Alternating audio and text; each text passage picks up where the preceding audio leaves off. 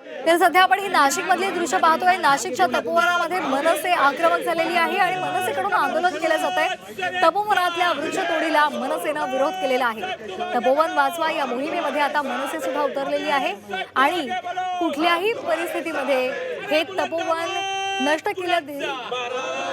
करू दिले जाणार नाही, कुठलेही झाड तोडलं जाणार नाही यासाठी आता मनसेनं आक्रमक पवित्रा घेतलेला आहे आणि विरोध दर्शवलेला आहे। सरकार विरोधात खास करून गिरीश महाजन यांच्या विरोधात सध्या घोषणा दिल्या जात आहेत। तपोवन वाचवा या मोहिमेमध्ये आता मनसे सुद्धा उतरलेली होती। मध्यंतरीच राज ठाकरे यांनी या तपोवनाच्या मुद्द्यासंदर्भात मोठी पोस्ट केलेली होती आणि त्यांनी सरकारला इशारा सुद्धा दिलेला होता। जर सरकार जनतेच्या विरोधात गेलं तर आमचा मनसेचा जनतेला पाठिंबा असेल आणि आम्ही सुद्धा या आंदोलनामध्ये उतरू असा इशारा मनसेकडून देण्यात आलेला होता। आणि आता मनसेकडून सध्या इथे आंदोलन केलं जात आहे। तपोवनातली ही दृश्य आहेत। वृक्षतोडी विरोधात मनसे आक्रमक झालेली आहे आणि सरकार विरोधात जोरदार घोषणा दिल्या जात आहेत। तपोवनामधल्या वृक्षतोडीला मनसेचा विरोध आहे, जनतेने याला विरोध केलेला आहे आणि त्याचबरोबर आता इतर संघटनांकडून, पर्यावरण संघटनांकडून सुद्धा याला विरोध केला जातोय आणि आता मनसे सुद्धा या मोहिमेमध्ये सहभागी झालेली आहे।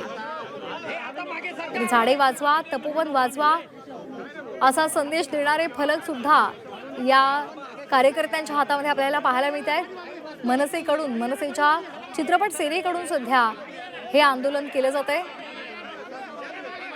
तर मोठ्या संख्येने मनसेचे कार्यकर्ते आपल्याला पाहायला मिळत आहेत। वृक्षतोडी विरोधात मनसे आक्रमक झालेली आहे आणि या संदर्भात अधिक माहितीसाठी आपण जातोय आमचे प्रतिनिधी योगेश खरे यांच्याकडे। योगेश, मनसेची चित्रपट सेना आक्रमक झाली आहे, तपोवन नष्ट करू दिलं जाणार नाही असा ठाम निर्धार त्यांनी केला आणि घोषणाबाजी केली जाते।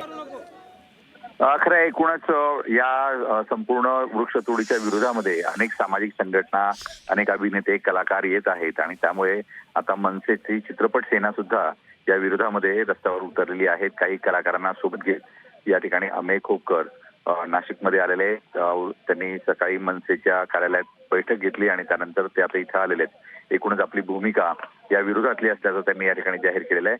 तपोवनातला जे काही वृक्षांचा हा समुदाय या ठिकाणी जो आपण म्हणतो जो हब आहे, ऑक्सिजन हब आहे नाशिकचा, हा कुठल्याही परिस्थितीमध्ये या ठिकाणी तोडला जाणार नाही आणि यासाठी मोठा कार्यकर्त्यांचा समुदाय घेऊन ते या ठिकाणी आलेले आहेत। त्यामध्ये अनेक कलाकार, संतोष जुवेकर अभिनेते ते पण या ठिकाणी आलेले आहेत आणि आपली भूमिका आता ते सगळ्यांच्या समोर मांडताना दिसतात।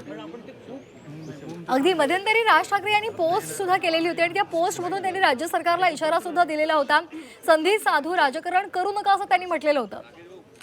खरे राज ठाकरे यांनी सुद्धा याला पाठिंबा दिलेला होता। वृक्षतोड कुठल्याही परिस्थितीत व्हायला नको असं त्यांनी म्हटलं होतं। उद्धव ठाकरे यांनी सुद्धा म्हटलं होतं। आता हळूहळू या संपूर्ण सामाजिक मुद्द्याचं हळूहळू राजकारण या ठिकाणी होताना दिसतंय, आपण असं म्हणू शकतो। कारण की राजकीय पक्ष आता यामध्ये उतरलेले आहेत। आतापर्यंत काल शिंदे सेनेने या ठिकाणी आंदोलन केलं, आज मनसे आंदोलन करते, परवा स्वराज्य पक्षाने आंदोलन केलं। त्यामुळे कंटिन्युअस आता पक्षांनी हे आंदोलन हातात घेतले असं म्हणता येईल।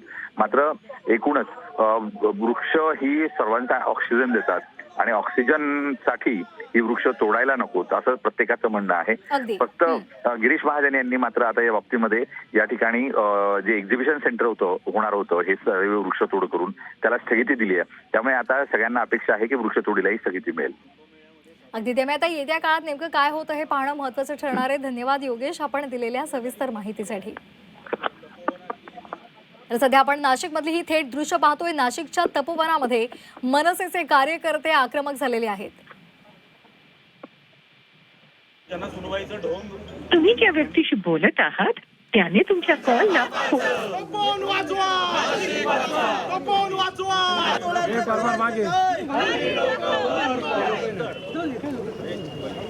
पुढे जाऊ नका आता आपण जायचं का? नाही.